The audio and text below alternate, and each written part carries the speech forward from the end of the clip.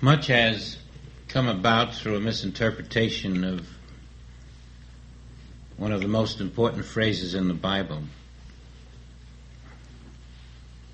For God so loved the world that he gave his only begotten Son, that whosoever he believeth in him should not perish but have everlasting life. And by taking that statement to apply to Jesus and not seeing the universal nature of it,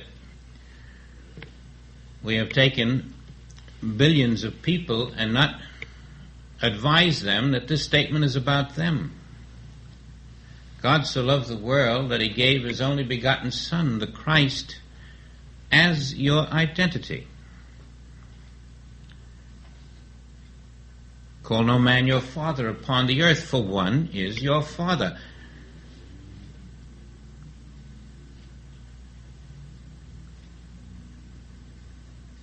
God is the Father of Christ, and if God is your Father, who are you?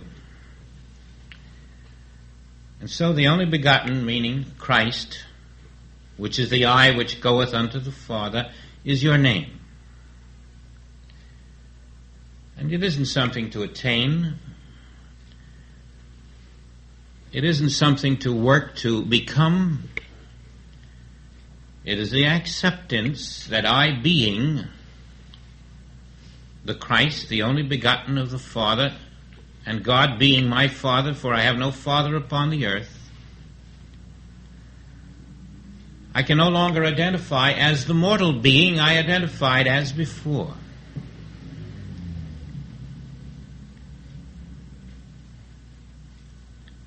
So the secret of secrets is that I cannot live in a human body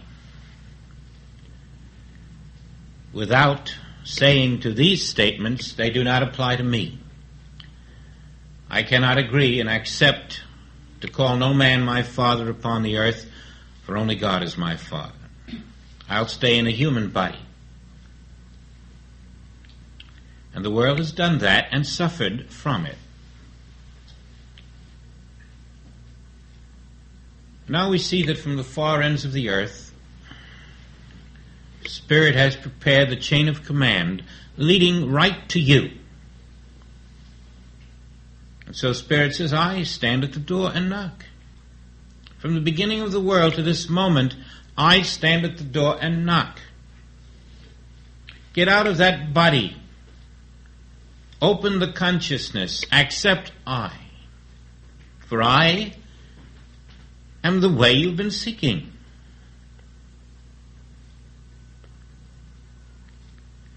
I am the way to the rebirth. From generation to regeneration. And that regeneration is through I, in the midst of you, which am mighty. Oh, how beautiful the Bible becomes when we know who we are. And we discover every word of the Spirit is the word of my own being, ever held before the false human consciousness that was rejecting it. Somewhere in Proverbs, we're given the clue to this regeneration. It's in the 27th proverb, line 13.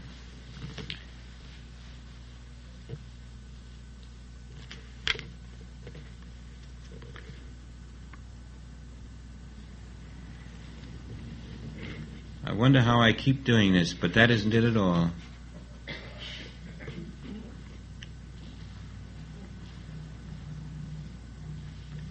It's the line about waiting on the Lord, and I can't give you the verse at the moment. Waiting on the Lord. And this is the Son, which you are, waiting upon the Father. And this is the regeneration. As you accept being, that life, which is not in body, as you accept being the spiritual son, not limited to form, time, space, lack, bad health, bad digestive system, bad this and bad that. None of this is you. As you accept this, you're accepting that spiritual sonship which is waiting on the Lord and which is fed by the infinite. You find yourself to be self-fulfilling. You find grace is no longer something you read about. It's your daily experience. It's self-fulfilling self. And you discover that I am the way to grace, fulfilling itself in you.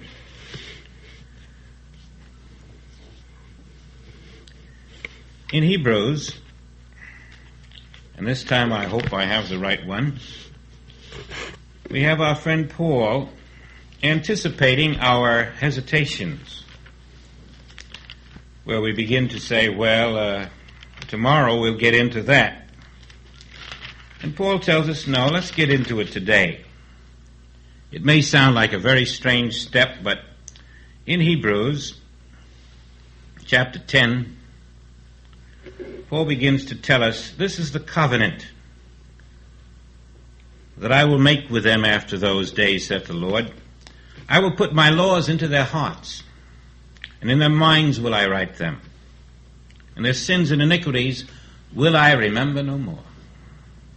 That's the end of karma, you see. Breaking the law of karma. Their sins and iniquities will I remember no more. There's no karma in the spirit. It's only when you're living in the sense of physical self. Now, where remission of these is, there is no more offering for sin. Having therefore, brethren, boldness to enter into the holiest by the blood of Jesus, by a new and living way. And that's what we've been talking about today, the new, the living way.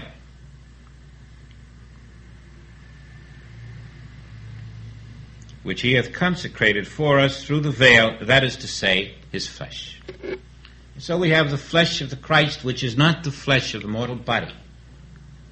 We have the spiritual flesh of Christ, and that has ever been the reality of our being right where we stand. Out of the body, listening to the inner self, we watch the concepts change, and we can behold what we have been before the world was and what we are now. I, too pure to behold iniquity, will reveal to you the nature of your own being. This is the transition in consciousness, the renewing of the mind, which is the transforming agent for the transfiguration. Now, it's not immodest, then, to be immortal. It's simply living in the truth that God is your Father, and God is not the Father of any mortal being. We have no dying deity. We have no dying Christ. We have no aging Christ. We have no sinning Christ. We have no unhealthy Christ. We have no lacking or limited Christ. All of these problems are the denial of identity. And you know how subtly you deny identity. I have a problem. Well, does Spirit have a problem? No, but I have. And therefore you're saying I am not Spirit. But Spirit is the Son of God. Call no man your father upon the earth, for one is your Father which is in heaven. Spirit is your Father. Spirit is your substance. Spirit has no problem. And therefore you don't have to get rid of a problem. You haven't got one. That which you have called your body has one. And as long as you're in that body, you have a problem or 10. But you have no problem. Why don't you live in the you that you are and discover you have no problem?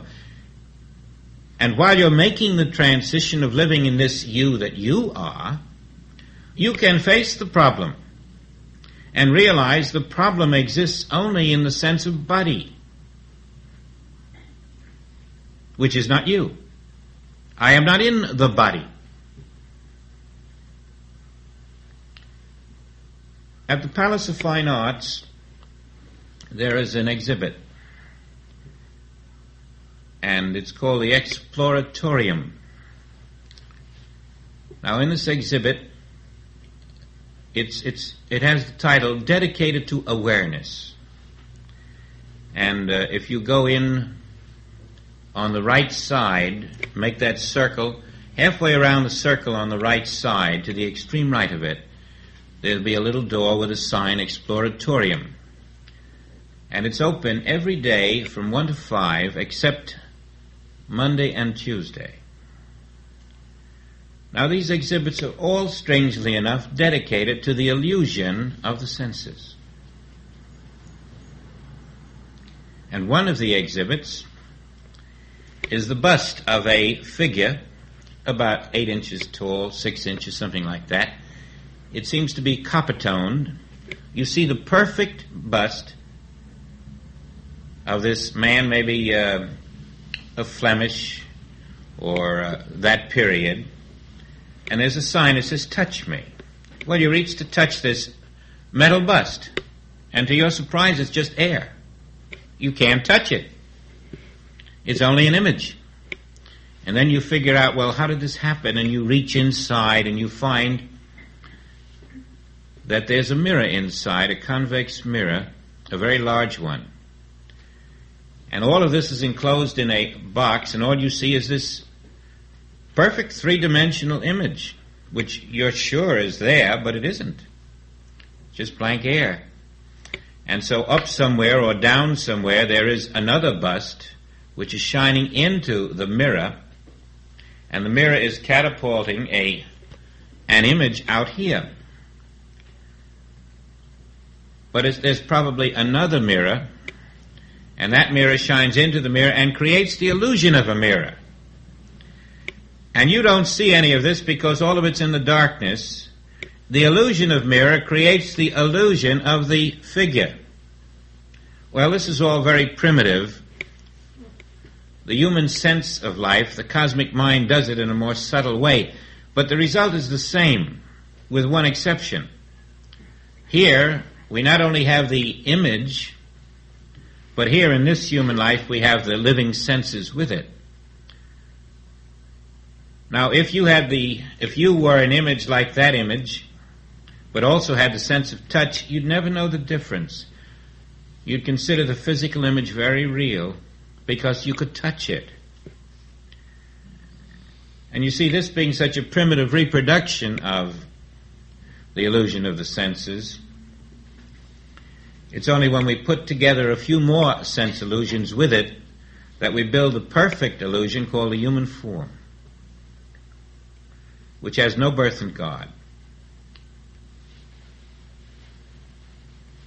It might pay some of you to get over there and look at some of the other exhibits.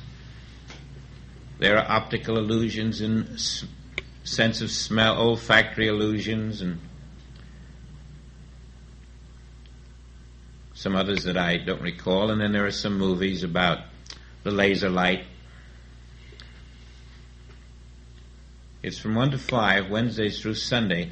And if you do nothing else, when you go in, go to the left and across the wall, to the left and over to the right wall after you go to the left, and see this little bust, and reach in to touch it, and then go to some of the exhibits right next to it to find out just why the illusions appear so real to you.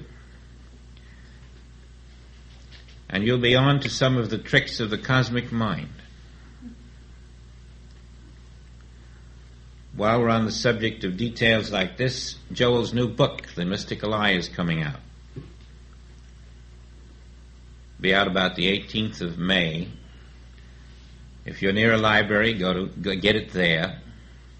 If you want us to order it for you, just leave your check and your name, and along about May 18th we'll have it, if it comes out on schedule. It'll be $4.85 plus tax and plus 25 cents for mailing and all of that. Let's say $5 1/4 probably is the price of the book with the tax, and add 25 cents for mailing. But remember, all the metaphysical libraries will have it, no doubt. For those of you who find it inconvenient, who are not near one, just tell us you want it and we'll order it for you. Next week, by the way, the study will be the next chapter in Contemplative Life, and that is about the pre-Easter week, preparing for Easter, chapter 4. But you are preparing for Easter in a different way than even reading a book, because we're now at a place where we're going to find that we're not too interested in books. They'll be nice to stimulate us. They'll be nice to give us a little start down the hill or up the hill or something like that. But ultimately, the only book we want is the book of life. That inner book which must become unsealed as we live in the truth of I. And that mystical I of Joel's new book will contain several of his last talks in London, just before the transition. I can't tell you any more. I haven't read it.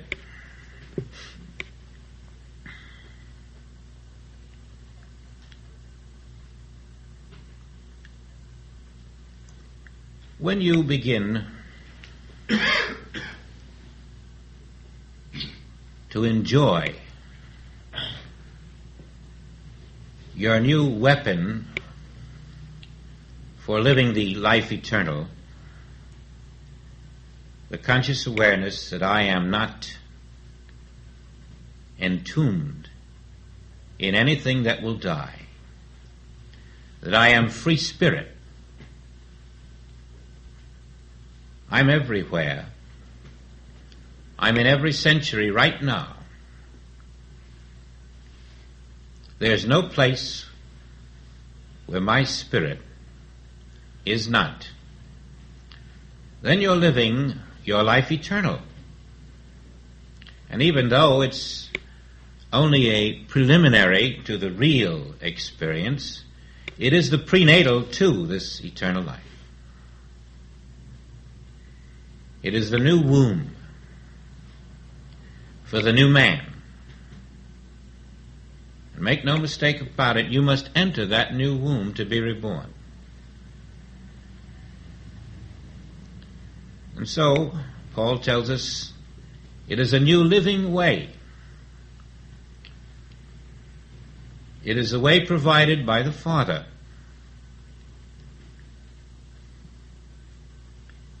It is the way of being reborn to the Spirit, of the Spirit, and by the Spirit, in the Spirit. Until Spirit, Christ consciousness, life eternal, substance of God, is the only substance you recognize as a living substance. Can there be a problem in the substance of God? If you have such a problem, you are not that substance in your consciousness, are you?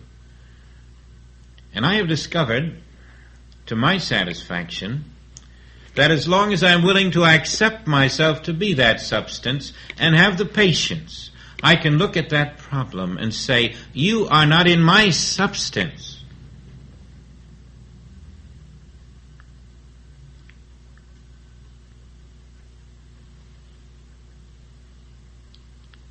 And that which is not in my substance cannot continue to persecute me. It needs a mind that accepts it to work in. It needs a human mind, a human consciousness. And because the substance of God is the only substance there is, every physical disability on this earth is nothing more than the bust of a man that you can reach out to touch, and you'll find it isn't there when you are in the consciousness of substance. The cosmic illusion is unveiled. You don't have to get rid of it. That isn't the problem. Your only problem is to accept the substance that you are and stand in it in your consciousness, rejecting any other self. And then you'll find that there are no conditions in a substance called God. There's no poor today and wealthy tomorrow. There's no 104-degree temperature today and normal tomorrow. There's no changing condition in the substance. And therefore the changing condition is telling you you are wavering. You're not living in the substance. You're not accepting the substance. And truly that's all you need do, is accept the substance as the only, the one, the infinite substance. And that is where your body is. That is your body. And it is governed by the law of that substance, which is the perfect law of spirit. It is under the principle of perfection. And because that substance is all, the principle of perfection is all that is here. The imperfection is the belief that you are another substance. Don't you see then what separation means? The belief that you are another substance is separation from God. And two powers means that you do not believe you are the one substance. And so you have powers of God in the one substance that are perfect, but imperfect powers in the other substance which you accept to be there. And it isn't there. You've got false powers that only exist because you accept another substance that isn't there. You can live in the realization that the one substance of God is the only substance that covers this earth. The substance of God is the earth and the fullness thereof. And all that denies it is a cosmic mind seeking entrance. And if you permit that cosmic mind to enter, you are denying identity. You can even get to look at that cosmic mind and say, you have no existence. Nothing you can say or do or make me feel is true, because the one substance of God is all that is here. And the name of that substance is I.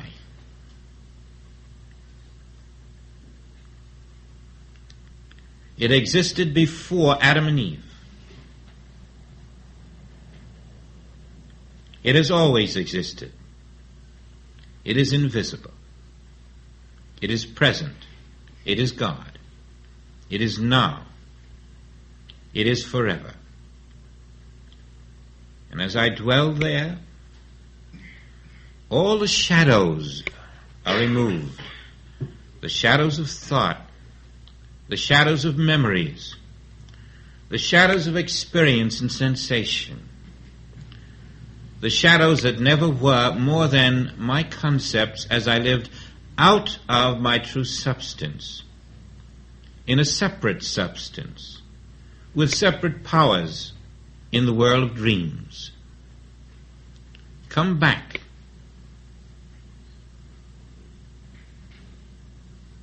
Do not be two. Do not be another self than I am. One, I am the Father. One. And I accept divine substance, which is incorporeal. And we'll come way back to Lao Tzu, how there's no rhinoceros to put a horn in divine substance.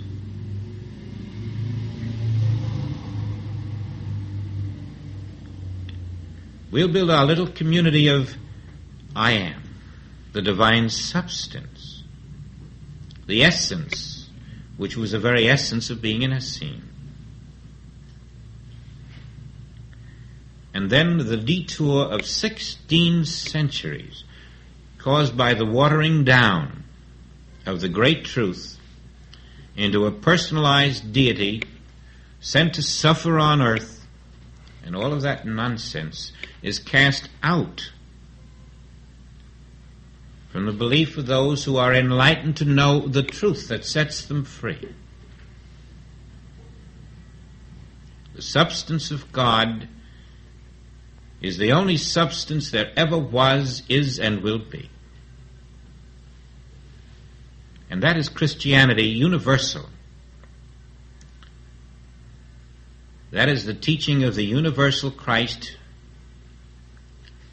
which has ever been on this earth, awaiting the recognition of those who wish to live as one with their Father.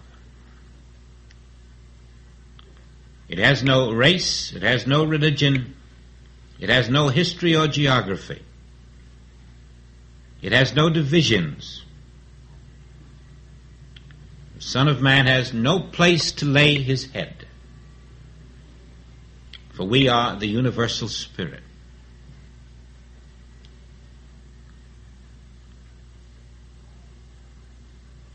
This teaching will bear every test to which you care to put it.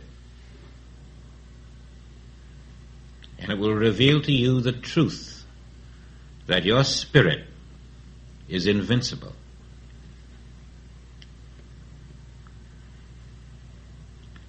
To know I aright is to know God aright, for I and the Father are one. And to know I aright, then, is to live now as the substance, to now enjoy your life eternal.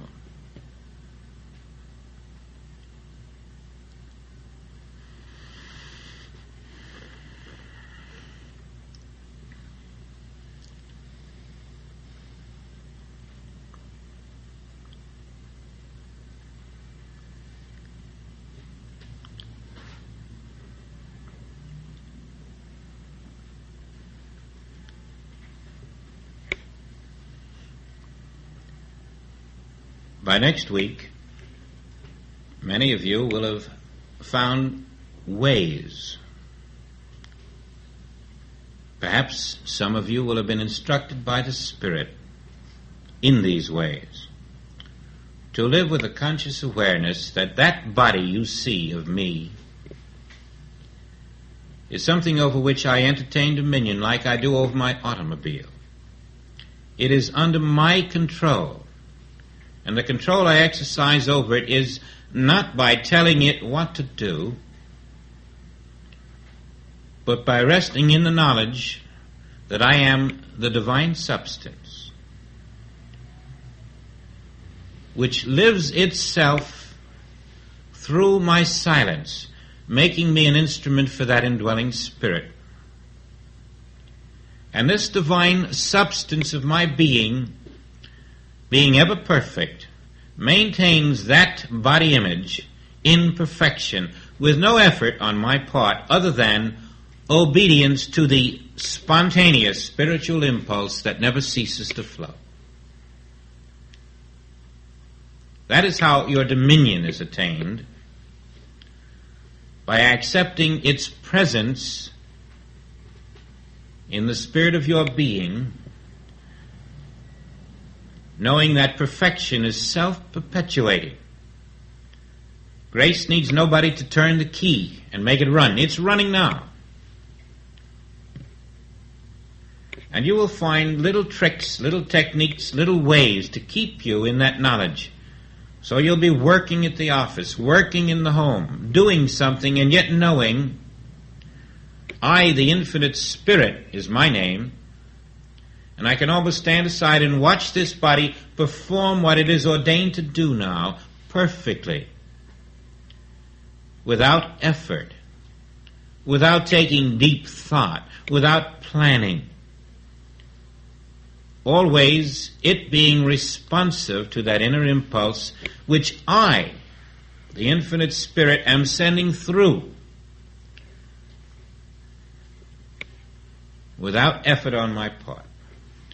You are lining up the infinite circle of truth with that little circle of truth which is your momentary consciousness, and the two are functioning as one.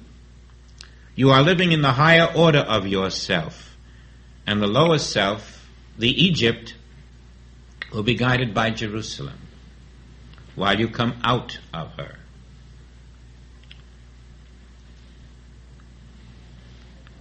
This is a technique you'll have to develop within yourself to make you a doer and not a speaker. But you'll have friends in this work, and there will always be this intercommunion between us in which we nudge each other along the way with little ideas that have come,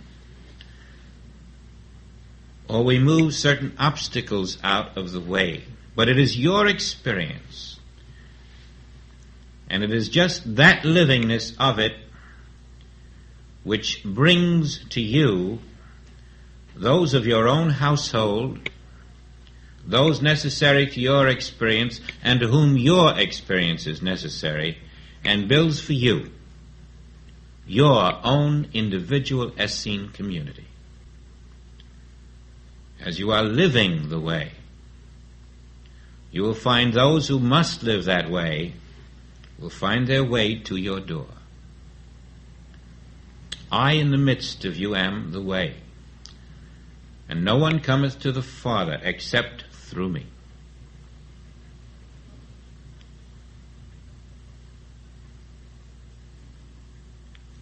Enjoy it, because it is the most exciting thing you will ever know, as it unfolds and unfolds into new mansions continuously.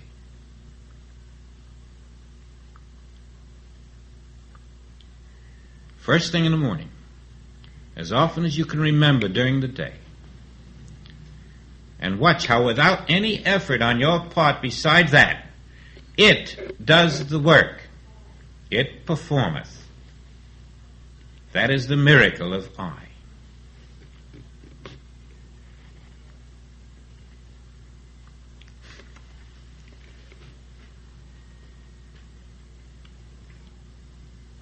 Perhaps our Easter will be the experience of Easter before it arrives.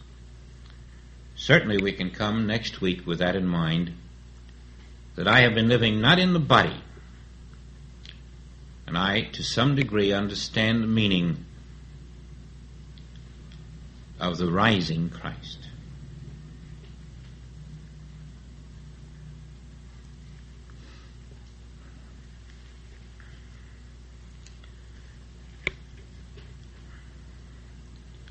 I don't really want to say goodbye, because I'd like to just dwell here and enjoy the warmth and love of spirit. It has its own message, its peace. All the friction of the world goes away, and that great peace descends. No human mind can ever invent such peace.